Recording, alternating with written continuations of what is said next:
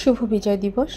সুপ্রিয় সুধী, বাংলাদেশের বিজয় দিবসে ডাবল ধামাকা নিয়ে এলো নারী এশিয়া কাপে প্রথম ম্যাচে জয় পেয়ে বাংলাদেশের অনূর্ধ্ব-19 দল। ছেলেদের জাতীয় ক্রিকেট দলের মতো বিজয় দিবসে জয় এনে দিয়েছে মেয়েদের অনূর্ধ্ব-19 ক্রিকেট দল নারী। মালয়েশিয়ার কুয়ালালামপুরে আজ অনূর্ধ্ব-19 নারী এশিয়া কাপে গ্রুপ পর্বে নিজেদের প্রথম ম্যাচে শ্রীলঙ্কাকে 28 রানে হারিয়েছে বাংলাদেশ। অবিশ্বাস্য বিজয়। এই বিজয়ে গর্বিত বাংলাদেশের প্রতিটি মানুষ। মালয়েশিয়ার কুয়ালালামপুর যেন হয়ে উঠেছিল বিজয়ের একখণ্ড বাংলাদেশ।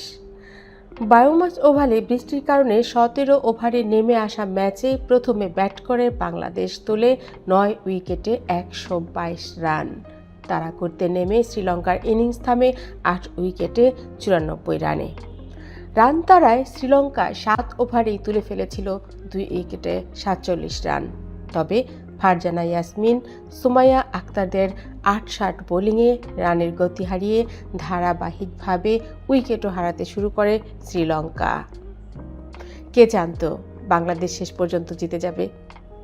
শেষ পর্যন্ত অল আউট না হলেও রান আটকে থামে 100-র নিচেই। অধিনায়ক সুমাইয়া 12 রানে 3টি এবং ফারজানা ও নিশিতা আক্তার 2টি করে উইকেট নেন।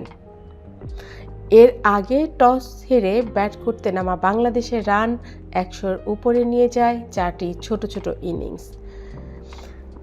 সাথে নামা সাদিয়া আক্তার করেন সর্বোচ্চ 25 বলে 31 রান। তার ইনিংসে ছিল 3টি ছক্কা।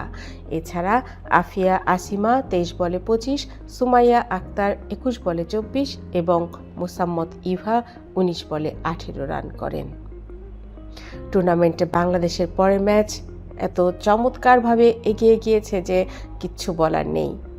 বাংলাদেশ নারী দলকে অভিনন্দন জানাচ্ছেন বাংলাদেশের প্রতিটি মানুষ এবং ঢাকা ক্যাপিটালসের সুপারস্টার শাকিব খান। শাকিব খান বলেন, বাংলাদেশের নারী টিমের জন্য থাকবে হারলেনের পক্ষ থেকে অনেক বড় সুসংবাদ। বন্ধুরা, এই পর্যন্তই আজ নারী ক্রিকেটের খবর। আপনাদের কাছে যদি এই ক্রিকেট টিম চ্যানেলটি ভালো লাগে অবশ্যই কমেন্ট করতে ভুলবেন না, আর পরবর্তী পর্ব পেতে সাবস্ক্রাইব করে পাশে থাকবেন। ধন্যবাদ।